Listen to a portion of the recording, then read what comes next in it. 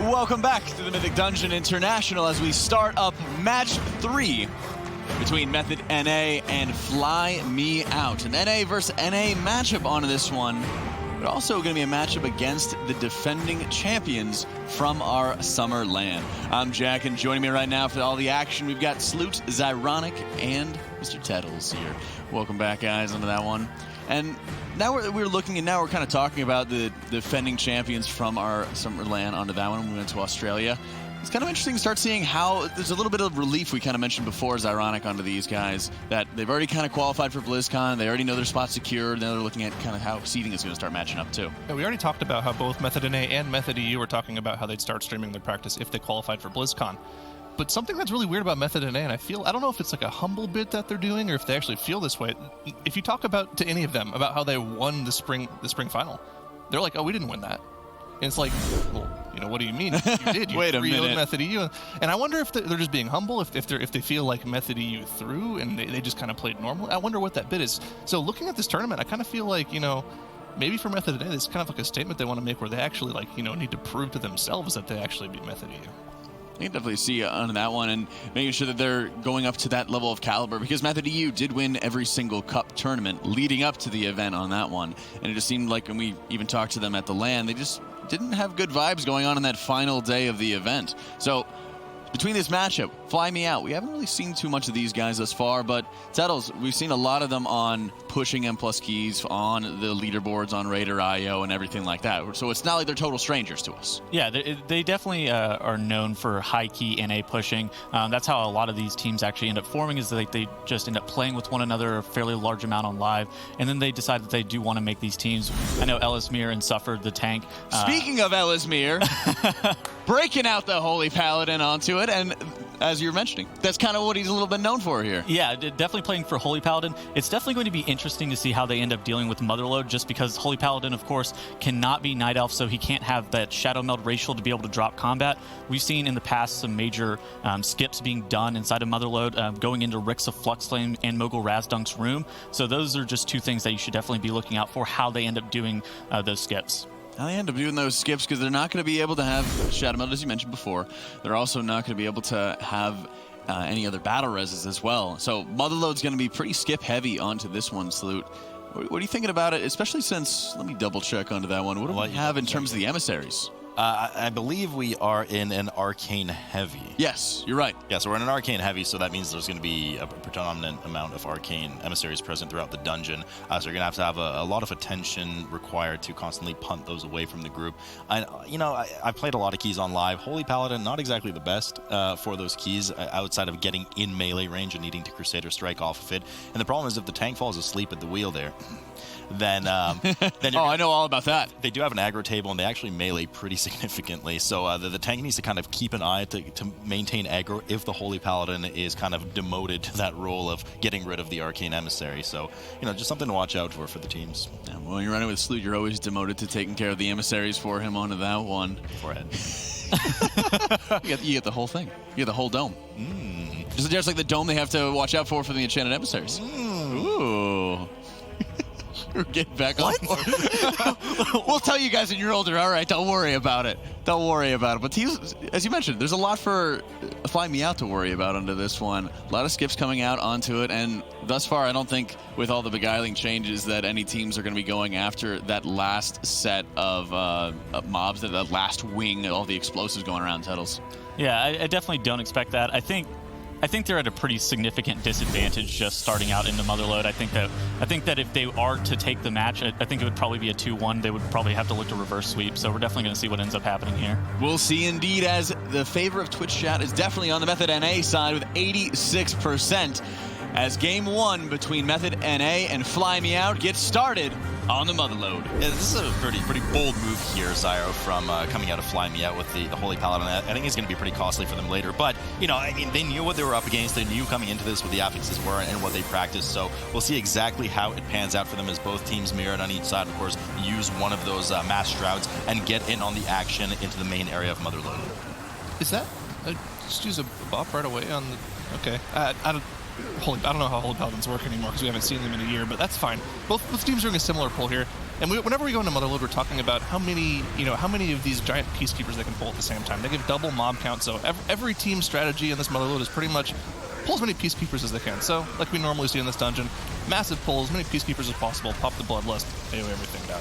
We see that likely that Devo come up, of course, out of Elsamir there on Fly Me Out. We did have 2 pulses go off from the Void Emissary. We don't know that it's stationary, does not have an aggro table, and constantly pulses AoE onto the group, giving you a 12-second debuff that increases your subsequent cast damage taken by 50%. So if you're getting to that third cast, Zyra, you're pretty much dead as a group there. So we have to have that raid, or in this case, party CD there for them to stay alive.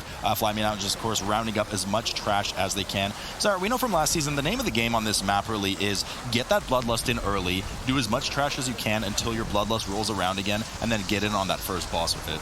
Yeah, and I mean, we even saw later in the season some teams just killed the first boss without Bloodlust and then committed their Bloodlust to more trash afterwards. So we're going to have to see if these teams plan on doing something similar to that or more towards the original strategy. I want to point out, already on this first pull, the damage meters just went away, unfortunately. Ellesmere was doing over 50k DPS on that first pull. JB's only pulling about 20k, so that's already one of the strengths of Holy Paladins right now. Yeah, you know, I talked to Sierra a lot. Sierra, of course, is a big fan of that Holy Paladin plane. One of the major advantages to the Holy Paladin is the immense amount of offensive value that they can bring to the group. So we're looking to see that, especially when those wings go up throughout the dungeon from the Holy Paladin, just providing as much support in that sense as they can. Of course, the rogues on either side chewing through the rest of this trash with their Blade Flurry, getting it down as quickly as possible as they move over. A lot of attention needed for the trash here, especially in this fortified setting, Zyra. We know there's a lot of danger. That is not just about the tank here. We have the charges going off in various directions. We have the mech jockeys with their grease gun in various directions. We have to interrupt the ice spritzers as well. So a lot of attention needed here so that your group doesn't get gibbed. Yeah, I remember doing a Motherlode, right before the Heroic Raid came out. Remember that 1 week where you had to do the highest key possible so you got as much residuum as possible from your next cache? We did like a 23 Motherlode that week. It was miserable. But one of the things Lighty was saying, I was running the dungeon with him, is one of the problems they almost always run into is actually this pull right here where they have multiple addled thugs. If these enrage and they all target the same person, you just die. There's nothing you can do to live that. Even through cheat, you just die. Especially if you don't interrupt their inhale vapors and they go and completely vape Nation on all of the group and then just charge off with that 50% increased damage buff. A lot of damage coming in. Fly Me Out has, of course, pulled some of the trash into one of the houses here, making sure that it's all condensed nicely in a corner as the explosives are easily dealt with by the rogues on either side. Fly Me Out now 27% trash on the board and 24 for Method NA. It's really weird, Zyra. Every time I kind of glance down at the percents, I'm like, oh my god, they beat the 20% mark. Where's the reaping? Oh, right. It's all gone. We're in the beguiling now. Yeah, I mean, I haven't done enough dungeons in the past few weeks to like kind of swap from reaping to beguiling yet. Every time I see one, I have to like remind myself, what's that called and what does it do again? Because I'm not used to it all. I've been on a raid for the past 4 weeks. It's ridiculous. But I mean, looking at the percentages, like you mentioned, Fly Me Out's doing pretty well. I feel like Method NA actually has just been chain pulling the entire time. They actually haven't dropped combat yet. Like they've been doing the same pull and just kind of extending it every single time. So maybe that's like an efficiency thing. I mean, maybe, these groups, especially with Outlaw Rogues, you just kind of throw everything into the meat grinder and they just constantly cleave as they come in. We can see both sides doing it as another Peacekeeper joins on the side of Fly Me Out. Now, we have to kind of look at the small things here, though. And Zyra, it's always when I'm on the desk with you, actually, these things always happen. We already have 2 cheat deaths down on the side of Fly Me Out. And Samir dropping to 6% there, but no death. But we already have 2 cheat deaths down for the rogues on Fly Me Out. So everything looks pretty neck and neck, but we've seen just how costly those things can be in a team where there is no battle res available. They're playing in hardcore mode, so to speak, right now. And one of the question marks in my head that I'm looking at this team comp with, and all of this trash, this is fine. This is pretty much what we see all the time out of this dungeon.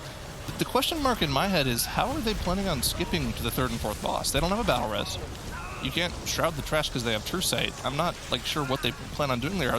They can't just take the 2 deaths because they have no way of resing the healer. So, I mean, maybe they're smarter than me and they have a way to figure it out. I mean, I believe they actually messaged one of our casters and said, we figured it out, but I don't know how they're planning on doing it. I mean, we'll say I would expect a vastly different route coming out of them, quite frankly. That maybe they just don't do the typical 80-ish% trash before the first boss, and they have to kind of power clear some of the trash.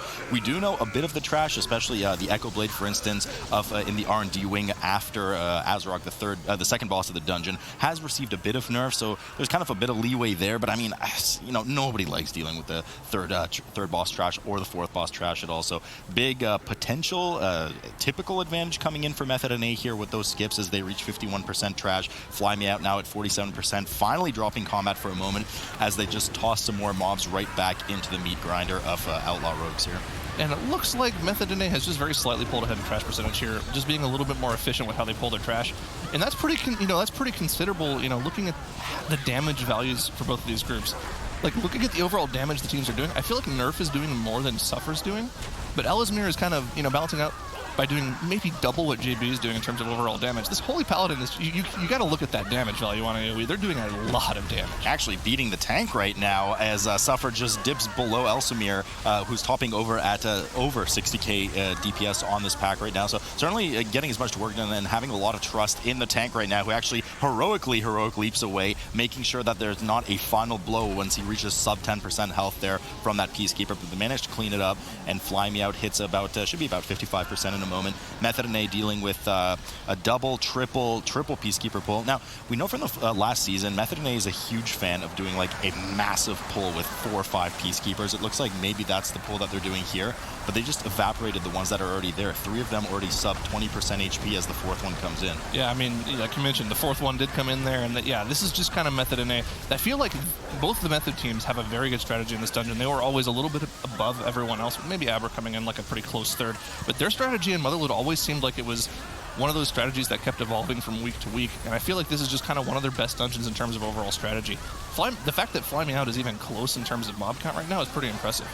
It is impressive, but I mean, I'm still so curious as to what's going to happen after Azrock once Fly Me Out gets there. They're about to hit 60% trash, not far behind Method NA either.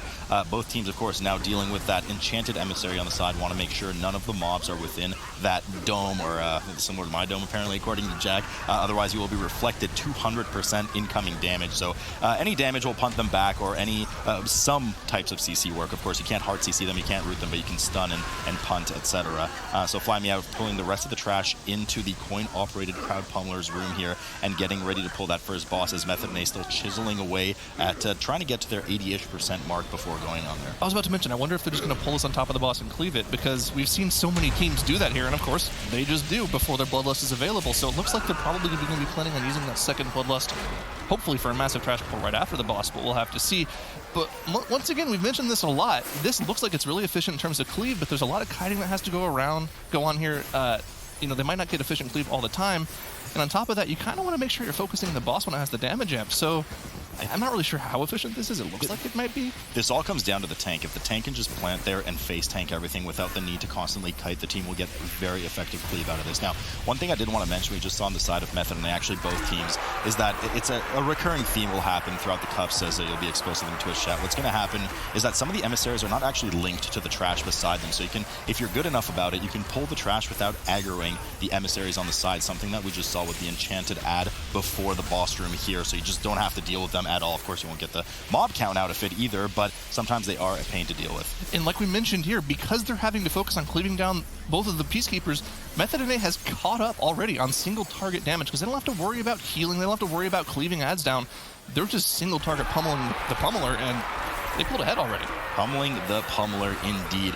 Huge amounts of damage coming out. Now, Zara, we've also talked the advantage of the burst damage coming in from Windwalker monks on this boss, particularly because of those bombs coming in and debuffing the boss. 50% increased damage taken per bomb, times 3 bombs.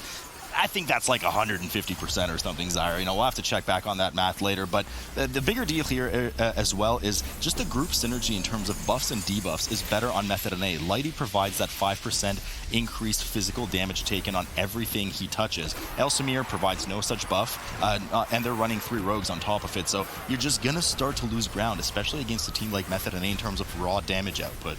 Yeah, according to my calculations, I think they're doing about 5% more damage, I believe. That's how that math works, which is, pretty, it's a lot of damage. I mean, I believe whenever the teams were talking about what a Windwalker provided in terms of overall DPS in a dungeon, they said it was about 10k, which is pretty significant in terms of AoE damage. So it is significant, and I believe we've also seen some teams running Brewmaster Monk instead of Prot Warrior, because the 5% increased damage versus the extra 3% you get on top of the scroll from the attack power buff is, it's a lot more significant. So We've seen a lot of differences. We just see a Void cast going off, almost killing 3 members of the group, but it's technically fine. It's pretty typical that you see 2 casts go off from those Void Emissaries. Now, you have to kind of bunker up and get ready for that second hit to be very substantial. And we already saw one of the cheat deaths proc there from Zerus, so just making sure that they stay alive through that. Not going to have that cheat death available again for 6 minutes. It's Method NA says, you know what, don't care to deal with all this trash. We've seen this in previous seasons. They just stealth right past everything and up into Azarok's room, getting ready to pull the boss. They are at 12% remaining. Fly Me Out has dealt with the majority of trash and actually popped Committed Bloodlust to a fairly substantial pull. We could see the Enchanted Emissary getting punted on the side. Well done by the team there, as Zerus keeps his back to the mob and constantly helps damage it, keeping it away from the rest of the group. Huge amounts of damage coming in for the group right now, as our eardrums are being shattered here by Azeroth, smashing the earth and making sure that Method NA goes no further. I mean, I've got that Rock Boy for my Condensed Life Force now, and he doesn't make that kind of noise for me, so I don't know what that was. But something important to mention about Azeroth, this boss was changed this patch. They added in a new mechanic to him, because before, once you dealt with these 4 Earth Ragers, the fight just became single target, where you'd have to cleave down 1 at a time. Instead of spawning 1 at a time, you now spawns 2 at a time afterwards. So you kind of have to make sure you're actually kiting them around and cleaving them down afterwards. You can't just kind of, you know, passively cleave the 1 ad down. That you are right, 2 rocks are better than 1 there, as Method NA gets to 41% on the boss and actually pulls the trash behind them, consisting of course that mini boss, if I'm not mistaken. He's fiddling on in there. Yes, indeed, Taskmaster Ascari at the bottom of the screen there will provide an AoE damage reduction to his fellow trash mates should they be in range, so you kind of just kite away from that because he is stationary during it, just to make sure that you get that effective cleave coming up. Bit of a spread of mobs here, as one of the Earth Ragers starts hitting Yoda in the back. He tries to run away and be as efficient as possible by keeping it on top of the boss to maximize that cleave. Fly Me Out finally getting to the boss, same trash percentage, and the boss is now 88%, but they committed their Bloodlust earlier onto the trash. Now, Zyra, I don't know, we're getting to that break point. I'm kind of excited. What are they going to do to skip? They had 12% trash left. Well, let me see. It's 1 p.m. I woke up about 5 hours ago, so I'm kind of starting to wake up just a little bit here. Okay. And I think, Ellesmere goes down, and here's the problem. And the battle rest comes up. Oh, wait, they don't. Okay, here's the thing. If he was on a druid, they still couldn't battle rest him. That's true. Either way. That's true. But that being said, okay, so here's the thing. Not that much happens the rest of this fight. Like I mentioned, 2 ads spawn instead of 1, but when you're running this triple outlaw comp, you don't really, have to change your strategy too much. The only thing I'm worried about here is they only have 1 of the reposts available, and if the other 2 rogues that don't have a repost available get fixated, they could have a problem cleaving these 2 ads down, so I'm not sure exactly what they're going to do. They should be able to get this boss down. It'll just be a little bit less safe. Yeah, I'm slightly worried about Suffer's health, but it seems to be increasing slightly. He could be running the trinket that we see from Lady Ashvane, one of the bosses, one of the very thick bosses present in the Eternal Palace, which essentially gives you a healing over time effect over 3 seconds. So I'll have to, Zara wants you. You know what, Zara, why don't you take over? I'm really curious to see if he's wearing that trinket. I'm not sure. I mean, when I was looking at the tanks before, almost all of them were running edicts plus a stat proc trinket, so I'm not sure. I mean, he could be totally running that, but like we mentioned, it should be fine here. I think I was talking about my brain finally waking up when he's wearing it. He is wearing it. You're right. He's wearing that and indeed Edict. I mean, Edict's just huge for tanks. That's just ridiculous. It's just a better version of the diamond trinket from Opulence in VOD, pretty much. So it's just an extra shield that procs all the time, or it's on a timer actually, I believe. But like I said, my brain was finally turning on. I think what they're going to have to do is they're going to have the tank pull as much as he possibly can to the side, and they're going to have to shroud through the rest of it. That's the only way I see this working. I mean, you're right, but that is sketchy McSketcherson right there. Let's see. All eyes on Fly Me Out right now as they try to do a no Night Elf skip on this trash. Suffer running in, indeed grabbing as much trash as he can and pulling it over to the left side as the rest of the team engages as well. So it looks like we've kind of debated the chat here. This is actually the pull they're trying to do to finish off their percent, but just so much damage coming in as Suffer and Elsamir drop sub 50. We can see that forbearance up on Elsamir already as he popped his bubble to make sure the group is nice and healthy. Echo Blades going left and right as the group gets punted all over the place. Explosives going off right now, and Suffer has suffered just a bit too much damage and goes down. Elsamir following suit, Maui as well, and both rogues going down, and that is a full team wipe coming out of Fly Me Out. So unfortunately, they're going to have to fly back out here and try one more time as Method NA is already working on Rixa and has reached 2/3 HP remaining. Yeah, I mean, that's... Oh, there's a War Machine. That's pretty rough for them right there. There's not really a whole lot they can do. This War Machine is completely new, though. We've never seen a team cleave down this War Machine with the boss. As a matter of fact, I don't think we've ever seen it pulled at all in terms of, like, I didn't even know what his name was. I don't know. I don't even know what it does. What I do know now after them killing it is it does give 4% of their mob count. It did finish off their 100% mob count. That means the 5th reaping wave... Wait, wrong season. They are going to have to finish off versus the Flux Flame here. That was on purpose, by the way. Just full posterity. They're at 25% HP on the boss. They're going to get Rixa down here pretty easily with nothing else to cleave. And I mean, speaking of getting finished off, another full team wipe here for Fly Me Out. Yeah. I mean, there's just this trash in the R&D wing. Yeah, it got, I mean, look, it got small nerfs, but like small insignificant nerfs. It still packs a punch. It is a nightmare to deal with, and we can see exactly why teams skip it, not only on live, but in this MDI setting on the tournament realm. Fly Me Out going for the third time's a charm pull here as they try one more time to tackle it down, but Method NA not caring about their slow behavior and is finished off Rixa and is now heading up to the fourth boss, Mogul Razdunk. Well, I think part of the problem they're going to have now with this trash pack, and you know, I'm a DPS player. My brain is not as big as some of the healers out there, but it happens. I believe that part of the problem they're going to run into here is that their Holy Paladin doesn't have wings for this pull. He popped it on their first run through, which means he can kind of just Mongo DPS while still doing as much healing, you know, as any other healer. That's one of the strengths of Holy Paladin raids. That's why you see them in the raids just almost constantly, because they can just do that. And without the wings, they just are going to keep dying to this trash pack. Zyra, I'm running out of puns with the word suffer, because suffer has gone down for the third time now on that trash. That's 3 full wipes. It's too much for them to handle. It's not working out, and it's just a full team wipe as Method NA is getting ready once again to just draw aggro here on Mogul Razdunk and finish off the dungeon in a rather flawless manner. No deaths. We can already see on the board suffer. The problem is, Zyra, it's not only the wings. They keep throwing themselves at this trash pack. You know, you don't have too many significant CDs on an Outlaw run. Correct me if I'm wrong. Obviously, you want to have things like Adrenaline Rush up. But the Warrior himself, no last stand available, no shield wall available. They just keep throwing themselves in, and you can't survive this kind of pack. They couldn't do it with everything available. What makes them think they could do it the third time over, you know? Well, I mean, they just have to keep, you know, smoking it down. That's all that's all they can do at this point. They're committed to their strategy. They have to do exactly what they're planning on doing. And at this point, they know they're behind, right? You know, they can see the stream. They can see Method NA is already on the final boss. You know, at this point, what can you do? You just got to keep trying and hoping Method NA will wipe. Yeah, and I mean, that looks unlikely here in a fortified environment right now as Mogul Razdunk reaches phase 2, which transitions around 50%, of course. Sub 50 here, if he is casting something like that Gatling gun, he will finish the cast before going up. So Method were able to squeeze an extra 6% out of the boss in that first phase before transition. We do have these 2 Sky Scorchers coming out. Want to make sure you intercept their Azurite shots. Azurite Heartseeker, there it is right now. It does put a debuff on you, decreasing healing taken by 35%. So just want to help some of the DPS out as you make sure that Razdunk drills down on these oil drums, 3 of them, in order to shatter that immunity shield and continue the fight. Yeah, I mean, you know, once they get through this final pillar here, the second phase will continue. They're not going to get their Bloodlust back up, which means this is a pretty clean run for them. I mean, sub 20 minutes in Motherlode, might even be sub 19 if they have their cooldowns coming up here, which I believe they do. They've got the rush on the road. They'll have the touchdown coming up soon. They should get this sub 20 pretty easily. This is a very clean run from them. And I think, you know, kind of looking at this dungeon, Reaping was definitely a big hindrance in this dungeon. There's so much trash here. I feel like Reaping was definitely a slower mechanic than this arcane-heavy beguiling dungeon. All you have to do is worry about knocking the Arcane Emissary back. So this run is like incredibly fast for them. Right, you are. And, you know, both tanks are... I was just curious to see if the tanks were running something offensive, but it seems both tanks are actually running that Urchin along with the Edict's combo.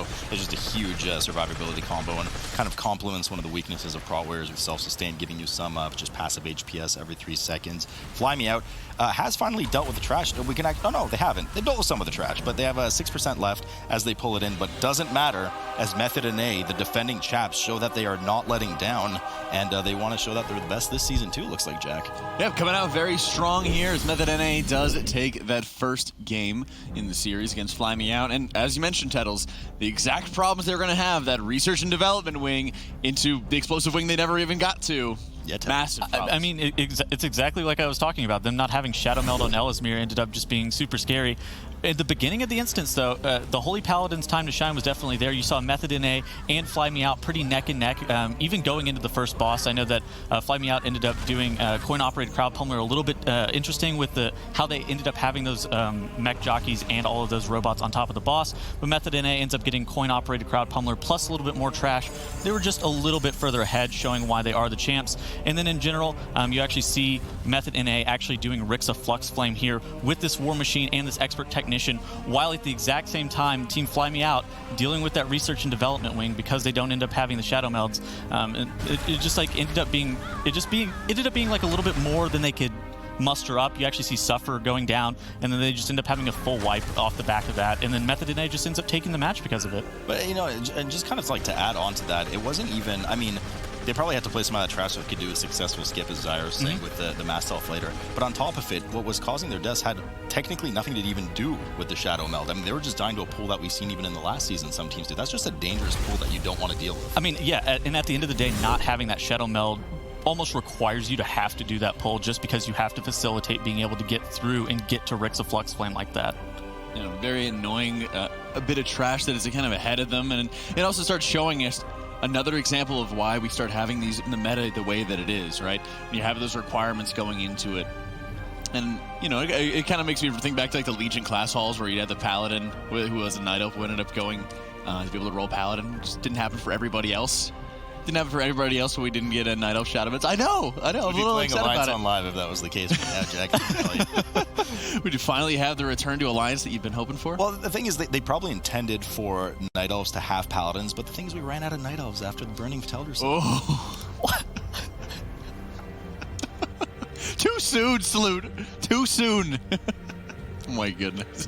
Next game coming up onto that one, it's not too soon for that, is going to be on to Tol Dagor. So don't go anywhere, guys. Game 2 coming up on the other side of this break. Welcome back to the Mythic Dungeon International. Of course, if you'd like to support WoW Esports, be sure to check out the Horde Alliance Fireworks or the Transmorpher Beacon in the toy store, as proceeds will go towards the prize pool at the end of the year for BlizzCon, which is why we're here for that summer season salute to see who's going to be joining Method NA and Method EU. Yeah, I mean, it's, you know, everything's on the table now. We got the 50% point increase for all of the teams. Some teams are really going to have to kind of try and claw from the bottom to get up to those top spots. And, I mean, you know, we've already seen it with a team like Paint for Femme coming together from other teams, just sweeping 40K, one of the dominant teams by the end of the last season. So, you know, these teams are here to play, and they know they can't kind of just lull about it and take it slow. They have to get those points early on, starting with the first cup. And without a doubt. And of course, Tol Dagor is going to be our next matchup coming into this one. So if you, with such a tight and closed dungeon like Tol Dagor, not a lot of room going out onto it. If it's ever difficult to be able to see what's going on for these teams, be sure to check out the squad streaming function, where you'll be able to just have a full screen on just one team alone and be able to, of course, have that same audio for our lovely, lovely casters. But going into this one, Tettles, Method NA and Fly Me Out, as you mentioned previously, this dungeon isn't going to be as focused on having strong Shadow Meld skips as like Motherlode, for example. You think that's going to give them a little bit more of an advantage? Yeah, so this is definitely more of like a Shroud level dungeon, and having those rogue comps that we actually did see Fly Me Out playing is definitely going to be more their speed. You don't really end up needing that Shadow Meld as much. And in addition to that, Tol Dagor, is it Method NA's kryptonite? Like, at the end of the day, we've seen them throw a lot of leads in that Jess Howless room just on this Tol Dagor map. So it's going to be interesting to see if Method NA can shape up all those weaknesses that we actually did see from the last season and moving forward as this champion that we would like to see from them. Yeah, of course. And it's been a new season. There's a lot of new affixes that they have to be dealing with, different combinations, of course, and beguiling, changing up how the routing has come up. But also, as we've seen previously, the cannons have been a very significant pressure point on this one's ironic. Only having 5 shots per cannon, 3 cannons available to you. It starts changing around how they're going to start putting together trash and how much more dangerous some of these pulls might end up being. Yeah, and I mean, we even saw some, both of the teams in our previous Tol Dagor, they messed up, 1 or 2 of their cannon shots, and it slowed down their pulls significantly. Not only do I have to worry about the cannons the players are shooting, though, they got to make sure they're not getting hit by cannons either. That's kind of been a problem in the past for, a couple teams. So, we'll have to see if they're... And any groups I'm with salute. Yeah, looking out for those in the dungeon. So, we'll see. We'll definitely see onto that one. As you mentioned, just being able to get all of the mobs in together, having the right timing to be able to make sure you're taking care of them is such a very large pressure point for these teams. And at this point, Method NA has been out there. They've proven themselves time and time again on this one. Do you think that Fly Me Out has a chance of this one, Sloop? I mean, just kind of what we talked about, just Tettles mentioned, this is a dungeon that plays more to their strengths with this comp, with the Holy Paladin comp. I mean, I don't know. Method NA certainly, we kind of predicted at the beginning of the show what kind of teams are we going to see out of the Method teams this season. Are they going to be a bit more laid back because they have the BlizzCon ticket? Well, certainly Method NA has not shown that. They want to prove that they're the best. They were modest about winning in the first place, as you mentioned, ironic. So I think it's going to be a really, really tough hill to climb for them. And they're playing in hardcore mode. If somebody dies, there's no way to get them back up right now. Yeah, without a doubt onto that one. And And that kind of starts standing out as to why we don't start seeing the other healers going into that meta onto this one. But maybe when we're looking at a little bit like the rogue nerfs coming up onto this one, you start seeing any of the other DPS loot coming up that might be able to bring that battle. As we've seen Unholy DK a lot when there was massive pulls going on, but recently Frost has been doing pretty well too. Yeah, Frost, shout out to my buddy Tago. I know he loves his Frost, but, I think just in general, right, we're in a new season, in a new affix, and something that we've touched on a bit today, obviously talking about the different comps and specs coming in, is we haven't really talked that much about essences. So I feel if there was enough to kind of start to shake up the meta that we're used to with this overrepresentation of rogue, it's these rogue nerfs coming in about a week or so are going to start to show this. And Maui, Mr. Maui Wowie here, wowing us with the Fire Mage coming into it. Wait, are they Horde? I was about to bring this up. Yeah. Fire Mage was definitely something that's turned on this patch with the Lucid Dreams Essence. So that's... Tell us about it. Now we go... So Lucid Dreams Essence, whenever it's on use, it reduces your resource cost by half, right, for the entire duration. For Fire Mage, it's specifically coded so that it reduces your Fire Blast cooldown by half. So it's also a 2-minute cooldown, so you use that with Combust, throw a lot of Pyro Blast during your Combust, you do a lot of damage every 2 minutes. Ooh, I love to see it, and as Tettles mentioned, it's also going to be Horde for these guys, so they're going to be looking at having some very large pulls onto this one. A couple Shrouds still going to be featured, of course. But Game 2 coming up right now between Method NA and Fly Me Out. I'm fired up about this one. Me too, with this Fire Mage, Jack. Well said. Now, coming out of Zyra, it's exactly what we were just talking about. The rogue nerfs coming in the next week are going to start to perhaps trend set some more comps coming in. There's a lot of classes that are very strong on live servers, and I'm not talking just about pushing these really high keys. I'm talking about doing these 15, 16, 17, 18 keys. You're going to start seeing some new classes coming up, and just look at the damage coming out of that Fire Mage. 500k, 600k DPS right now, as he just melts all of the trash on top of that first boss, not waiting even a moment to make sure, but Suffered having a lot of damage. There comes Lay on Hands. Forbearance is now active on that tank. No more get me out of jail free card as we get the ice block down as well, but Suffered, it was just too much to handle right now with the last 2 Silk Crabs. Did not have the freedom available. Actually, freedom has just come up, but just too much to handle. Had his max health decreased, of course, Zyro, from those Crocs, and it's a good thing they didn't pull that one on top of the boss, but just that Fire Mage, man. Living Bomb, dude. Exponentially increasing AoE. Rogues are great. Outlaws are great. They hit the main target for 100% and everything else for 45%. Living Bomb just does 100% thing to everything. It also just does exponentially increasing damage. So I'm guessing his damage breakdown right now is probably like 40% Living Bomb, 20%, 30% Ignite, and then the rest is just Flame Strikes. Because Ignite also does a lot of damage, especially with that Combust up. Yeah, and it's so weird. I'm looking at the party frames right now. I'm like, what's that icon? Oh, that's Arcane Intellect. I haven't seen that one in a while. So everybody has some nice Intellect buff, and those rogues with their DPS brain, they need all the Arcane Intellect they can get as they pull the first boss here. Sand Queen, 13% trash on the board for Fly Me Out. 31% left on the boss for Method NA, but they have a bit less trash, and of course, they still have no deaths, so we have an extra 5 seconds that Fly Me Out needs to conquer over. But, we did a bit of sloppiness coming out of Method NA as well. We did see Shakib earlier proc his cheat death on the trash combined with the boss. Yeah, and I don't want to get too nitpicky about this mage, but we don't get to see non-rogue DPS classes too much, so I kind of want to talk a little bit about what he's doing in terms of the mechanics here. He's using double on-use trinkets, which is something new that Fire Mages have been doing, because, about a large percentage of Fire Mages' damage comes from their Combust because they're stacking 2 minutes. So what they're doing is they're using the Font of Power from his Shard, which gives you a 30-second buff, and then because they're using double on-use, it puts your second on-use trinket on a 20-second cooldown. He's also using a Gladiator on-use main stat trinket as well, so that he has 2 on-use trinkets worth of main stat to proc during his Combust, with his Lucid Dreams, with his Combust, all 2-minute cooldowns. So when look at him rise up the damage meters when he pops his Combust. He was doing, maybe tank damage. Now he's right up there with the Outlaw. Yeah, things are certainly heating up for that Fire Mage right now. 16% trash on the board as we have another upheaval phase coming from the Sand Queen. Huge nature hit coming on one of the players as she comes back up and starts summoning some more of the drones. You want to make sure you avoid those sand traps. Method NA well ahead of this by now, as they've already moved upstairs to that kind of jail area where all the buffs are present. Now, we usually see typically teams, especially with 2 true CCs available. Of course, we have 3 rogues here, so they have 3 saps available. You can just kind of skip this entire floor. The rogues scurry around, they get the buffs, they vanish, and they come upstairs. So interesting to see that they're incorporating some of this trash percentage now versus last season, Zyra. Yeah, like we mentioned, this has had to be done. They have to get more trash percentage elsewhere in the dungeon because you just don't have the amount of, efficiency from the cannon. And the thing about the stuff on that, the trash on that top level, that's not trash that you just kind of want to pull without a cannon. That does a lot of damage. There's a lot of mechanics that are difficult to deal with. And the cannon, in addition to doing a lot of damage, also interrupts their abilities for you too, via knockbacks. So not having that available for every single one of those casts is, it's pretty taxing on the group. Pretty taxing indeed, as JB and his friends start going up the stairs towards Jess Howless's room, the second boss room now. They've popped one of their shrouds and are moving right past this enchanted emissary, along with the sea speakers, that cast Salt Blast, is what I wanted to say. They move actually right past the next pack too, and stealth all the way over into the Void Emissary area. Now, this Void Emissary is immobile, and it does something we haven't mentioned actually, ironically, with all the rogues. It does have True Sight, so you can't stealth past Void Emissaries. They will just start pulsing their AoE. So here comes the first hit. The team does well to line of sight around the corner and avoid that debuff. Now, they're really going to have to kill it before the next cast if they want to start to combine trash quickly after, Zyro.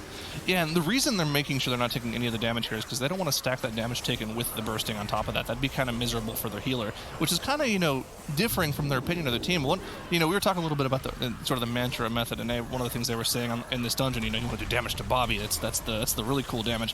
Something else they are always constantly saying is, do whatever makes the healer mad. And usually they would do that, but LOSing that, maybe they like their healer now. I don't know. They were always saying they don't care about the healer, but that was a pretty healer-friendly play from them. That was a pretty healer-friendly play. Maybe it's just they're used to him yelling at them finally, so yeah, they started line of sighting around the corner. But they're pulling the rest of the trash now. Now, I wouldn't be shocked if they pull some of Jess Howless's floor, essentially, not even just room, but floor, along with the boss and trash at the same time. We've seen that blow up in their face, and anytime Method has had historically two issues in this dungeon. One is Jess Howless encounter in the second half, combining with ads, especially with something like either Sanguine or Explosive. So we're about to see if they're overcome their first issues from last season. And the second one, as we know, some of the misplays on the final boss. So that one is a fair ways off. We'll get to that final boss at some point in this dungeon. A lot of damage coming in and Fly Me Out right now from that Void Emissary as it finally teleports away. They're in the same floor and same corner, opposite corner of where Method and A is right now. But Method and A, once again, just already started on the boss and ahead on the trash. Yeah, Method and A has just been more efficient going through this dungeon the entire way through. They're killing the trash more efficiently. They're killing the bosses more efficiently. And, I mean, look at all the damage they're taking on the side of Fly Me Out, too. Method and A avoided all of the damage from that Void Emissary. Fly Me Out took 2 casts to the face. So that means they took a 1-stack to the face, which did almost all their health and damage. So their healer's having to put in some work. Yeah, I mean, but at least Elsamir looks amazing on the healing meters, reaching that almost 100k HPS right now, just showing that they can deal with that throughput. But, everything's just almost moving in slow motion for Fly Me Out right now. The trash is much slower. We kept touting the mage. I mean, look at the mage on top of the meters yet again. But, everything just seems to be dying slower, being pulled slower, not as aggressive pulls. So FNA very well practiced here as they've reached their second phase, one of the choke points for the team right now. Fair bit of damage coming in as bursting starts to parade all over the team. No problem for JB as he heals that dot up, and they all line of sight the flashing daggers cast. Yeah, and here's the problem. The biggest problem with Mage is that you kind of have to focus pull around its cooldowns. This reminds me a lot of that Arms Warrior meta we had way back in the very first MDI, where every team was running 1 or 2 Arms Warriors, and you literally pulled big whenever your Arms Warrior had his cooldowns up. They kind of have to do that for the Mage, but because they're also running 2 Rogues, it kind of seems, they have to do really weird pulls to make that work. We see him charging his Trinket up right now, so I'm assuming they're going to be doing a big pull in, 15-20 seconds here, which is when he's going to be able to use both of his on-uses, but it just seems like it's maybe not as efficient. On top of that, the mage is also kind of missing one of the pieces of Exodia, as I like to call them. They really turn the mages on.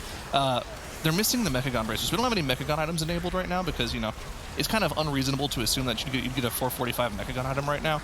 So they don't have the 445 bracers. 445 Cyclotronic. Yeah, that'd be kind of weird, honestly. That'd be, 450k, 500k on use? That'd be ridiculous. They don't have the Hyper Thread Restraps from the final boss, which would recharge all of your Fire Blast charges whenever you use them. So they're kind of missing that piece, which is a huge extra boost to their damage during combustion. And actually, I misspoke earlier. I got completely overzealous and debated. I totally thought Fly Me Out was already on Jess Howless's floor, but they were on the floor below dealing with one of the Void Emissaries, which mirrors the floor above it. So I'm just so not used to seeing people do that trash, but there they were. So now they are on Jess Howless's floor. So they're actually even further behind than I had anticipated prior. Method and A doing a fairly large skip and just run over through all of the top trash above Jess Howless's room and getting over to the cannon area. Now, cannons. We reviewed this before, but just quickly, cannons are not unlimited shots anymore. You get 5 shots, 20 energy each, and cannon starts, of course, at 100 energy. They do not affect emissaries either, Zyro, so you have to make every shot count here. Yeah, and correct me if I'm mistaken, but I don't think Method NA has used a single shot. Well, they might have used one. If we see another shot going off right now just to finish the mobs off, but they're definitely going to, you know, we saw, well, I can't say they're definitely going to do anything because we don't know what strategy they're going to run with, but based off of what Pain for Fim and 40K did earlier, they're probably planning on saving the rest of those shots for some massive pull that they plan on doing here. Yeah, I mean, I think so, as we can already see everybody kind of rearing up back where they came from, getting ready to pull that entire floor. And I mean, the Cannons has, what, probably 3 or 4 shots left, so I mean, you only get 3 shots. But Fly Me Out now still working on Jess Hallis's floor, and they're about to pull Jess Hallis's now. We can see that Arcana Trinket being channeled once again from Maui, the Fire Mage. It provides a 30-second massive buff, quite massive buff, especially at 445, what is it, like 3K, 3.5K primary stat intellect for that Mage. So those huge amounts of burst damage should be coming out of the Mage as we see a massive pull on the side of Method NA coming in, and we'll just see how well they deal with their cannons here. Yeah, we did see that first shot come out to interrupt both of the riot shields from the first 2 officers, which is, you know, pretty important. I believe that was the final shot that we just saw that finished off those 2 mobs. Everyone dropped incredibly low due to the bursting as well as that suppression fire debuff as well. So the fact that none of them died there, they get that save their battle risk, so they'll have 2 later on in the dungeons. Pretty impressive. Yeah, that was scary. That was 8 stacks of bursting on top of triple suppression fires you mentioned on top of nerf. So well done by the team there to well coordinate their CDs. Now we still have a shield wall available for nerf tank, so he didn't even bat an eyelash at that one. But he did use his last stand and does not have avatar available either. So still has that shield wall available in the pocket for the future pulls coming up as Fly Me Out just now trying to work towards their second phase of Jess House. So I'm not really sure where it kind of unraveled here because everything was looking very impressive from the start. Look at the mage damage yet again on the side of Fly Me Out, but everything was just so sluggish. I mean, they're substantially behind at this point, and they only have 1 death on the board. Yeah, I think it just has to be an overall routing on the dungeon. It seems like they've just moved through the dungeon and finished off trash packs less efficiently and, you know, less clean the entire time. You know, I can't say for certain that the mage is the problem because, you know, they just I don't think adding a rogue instead of a mage here would fix the problems with how they've moved through the dungeon. Method is just so much more clean, so much more practiced than them. Something that I'll mention about all of these players on the side of Fly Me Out, they've been around in the NA Mythic Plus scene for a long time. They've always been there. They've always been good players, but I don't think any of them has ever been like, you know, the top ranked player. They've always been just like just below the Method NA style of teams at the top of NA. And to see them make it to this tournament and even put up this kind of showing is pretty impressive from them. I believe, actually, Suffer and Maui were the 2 people I played with when I first got into Mythic Plus Dungeons back in the day, so I have a lot of respect for these guys. All right. I mean, yeah, no, certainly. It takes a lot of time to practice. Method NA didn't just start overnight and become one of the best teams, actually the best team right now as far as standing and previous prizes go for the MDI. So, you know, teams have to start somewhere and they have to keep together and get well practiced throughout the season. As we see Method NA, of course, here skip over that barrel that's about to explode and get ready for Knight Captain Valeri, the 3rd boss of the dungeon, where we saw 40K have a bit of hiccup earlier. So hopefully no troubles here for Method NA. Fly Me Out about to finish off Jess Hallis, the 2nd boss of the dungeon. 54% trash for them, and we'll see if they decide to do any skips coming up before they get to the cannon. And this looks like it's just going to be the recurring strat for a lot of the high-end teams here. Use whatever cannon shots you can to get most of this trash down to like half HP, and then just finish it off with the boss. I mean, I still don't think this is like the best thing to do. Maybe 40K just didn't pull it off as well as they have in practice. It didn't look that efficient. It almost looks like Method NA is more focusing the trash down rather than focusing on the boss, which is definitely the play in my opinion, because that allows you, once it's done, to just kind of only focus on the boss mechanics and single target it down. These rogues are running a completely different Azerite set this time around as well, by the way. I kind of want to mention it. I think it's been mentioned at all today. They're running triple Ace and I believe it's Ace. It's Ace. It's the one that increases your between the eye damage, which gives you more single target damage because they don't really need more cleave damage. No, certainly not, especially with the cannons doing a lot of the work even post-nerf for you. JB doing a great job of making sure the barrels are in the corners of the room so that the melee players are not only safe, but can maintain a high amount of uptime on the boss, who's rather irritating. I mention it every time in terms of moving around. She constantly chain casts on players, so if you get caught within a barrel's AoE radius and you have to kind of emergency move out, the boss will just sit there casting. Sometimes it just sit there staring at the walls. We saw on the side of Method NA here. She did a cast, stared at the wall, then the diffuse lighter cast, so really good positioning here from nerf to make sure that the rogues can just have access to the boss at all times and get all their damage in with, I believe, their increased melee range. I'm not sure if they're playing those traits right now, but nonetheless, no problem for Method NA as Fly Me Out still working through that final upper floor before moving over to the balcony for the cannons. Yeah, the trait was ace up your sleeve, by the way. Don't know why I didn't remember that. But they're actually not running in this dungeon. I guess they want the cleave in this dungeon. It's a dungeon-to-dungeon difference. They're actually running stat procs in this dungeon. Blightborn, Infusion, and Swirling Sands for extra crit, which is Also interesting, that being said, I think Abracadabra was the one running triple ace, which is supposed to be better for single target. That being said, Valyria goes down, pretty clean for them, no wipe, fortunately, no 40k there. And we're going to have to see if they do this entire trash back here the same way. Sheep got meleeed right off the bat there. Fortunately, didn't proc Chi. That would have been bad going into the final boss. That would have been bad news bears indeed, as Method and A runs right up. Nerf Tank goes and grabs the 2 Wardens at the top of the steps. They want to try and combine everything here as the Shadow Emissary still pulses. They are stationary here. Nothing you can do about that. You just have to either keep line of sighting the cast or eventually brute forcing. Keep in mind, they're also immune to cannonball shots. So what Method and A is trying to do here is combine all of the trash together to use those 5 precious cannon shots and cleave everything down in the group. But this is going to be a pretty scary here as Inner Flames start going off. We have a lot of cleaves coming down from the Wardens. We see the Intimidating Shout come out of Nerf. Big damage on him, though, as we get slips from the Emissary cast on the group right now. He doesn't want to have anything to do with that as he leaps away and line of sights the cast to reset that debuff. And they're just not going to deal with the Void Emissary at all. They're just going to hoops and Shadow Meld it off. This is great. We didn't see Abracadabra do that at all. Unfortunately, on the side of Fly Me Out, we do see them having another full team wipe here. I think that's the first one of the dungeon, actually, which is, you know, pretty unfortunate from them, but at this point, it's pretty much all said and done. All they got to do is make sure they don't get hit by the cannon shots here, and they're home free. They would never do that. Not in a million years. The defending champs here from MDI spring season start up on Overseer Korgus. We are in a fortified setting now. Even in that fortified setting, this boss can get quite out of hand with these explosive shots getting up on the side. You can see just how hard it hits. 50% damage on 2 of those rogues already. As one of the spiral casts comes out, teams making sure to get in the safe zones for that. Deadeye coming up. Yoda eats that, I believe, with evasion, just to make sure that he doesn't get the debuff. Yeah, I don't see a debuff on him right now, but he also has that cheat death. Method and A 100% trash and quickly chewing through this boss as Bloodlust is just about to fade for them. Yeah, and like we mentioned, the boss is about half HP with that Bloodlust going down on this Fortified Affix, which is, I believe it's new to the season. I think we had Tyrannical last time around. On Fortified, this boss becomes a lot less dangerous. Those AoE damage doesn't really hurt you as much. Like you mentioned, on Fortified, it's doing half of their HP. So if this was Tyrannical, it'd be doing closer to 70% of their HP. And if they got those doubles with it doing that much HP, JB would have to pump out, you know, at least 40% of everyone's HP that got hit by that burst in between the bursts, or they're just going to die, or they're going to proc their cheats. So the fact that it's fortified, they're able to get through that boss's HP more quickly, means that each of the doubles that they get is not nearly as, you know, dangerous. No, not at all. And JB, we know, likes to be as aggressive as possible. You can see him at just over 20k DPS right there as Overseer Corgi barks up his last storm for these explosive rounds going out. 14% left on the boss as Method and A is going to close out another dominant clean sweep over Fly Me Out and move on to the upper semis later today, if I'm not mistaken. So Overseer Corgus, 4%. And I mean, Zyra, just the Mage Dream did not work out, my dude. Unfortunately, it didn't. Unfortunately, it was not meant to be, as Method NA takes the series 2-0 against Fly Me Out. As you guys mentioned, the Mage trick up their sleeve just wasn't really enough, and in many cases, Tattles, it kind of just seemed like they didn't play aggressively enough. I mean, it was also marked by that really massive pull at the start, and then they kind of just stood around waiting until they pulled Sand Queen later on. Yeah, and with like most of their damage coming in like 2-minute windows with like the font and the combustion and everything else, they should definitely be looking to pull just a little bit more aggressive, like into bosses, and just utilizing the Mage's Ignite, Cleave, and all the passive damage that it does in fact get from all of the gear that it does have available on the TR, just to make sure that they are able to do it. And I would have actually liked to see like this first pull from Fly Me Out be done with the Sand Queen. Like, I understand all the crabs and all the emissaries that are with the boss, but just at the end of the day, not pulling it with the Sand Queen doesn't allow for the most efficient pulling. And then on the other side, you have Method NA here.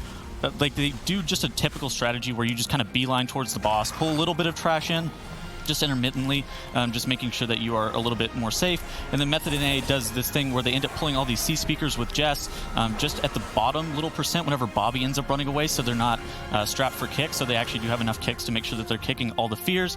And then of course they do actually end up pulling some of this trash into Valyria as well. You have some of these officers kind of sprinkling in whenever they are sub 50%. So Method NA, they were pulling like they wanted to win, whereas Team Fly Me Out, they're known for doing these high keys on live, and there has to be like a certain distinction that you need to make between like high key strategies and then MDI strategies, and you have to be looking to pull to win. And Method NA here, they were definitely pulling to win. Zyro, I know that you know a lot more about Mage than I do. What would you have liked to seen differently from the Mage here? I don't think there was any problem with the Mage pick. I just don't think they catered to it enough. You have to pull around combustion, otherwise it's not worth it. Living Bomb on its own nowadays is not good enough to just pull, you know, make a pull good by itself anymore. Interesting under that one. So Method NA moving on into the series, and they're awaiting the winner here, Sloop, between Method EU and No Girls Allowed, our next matchup coming up.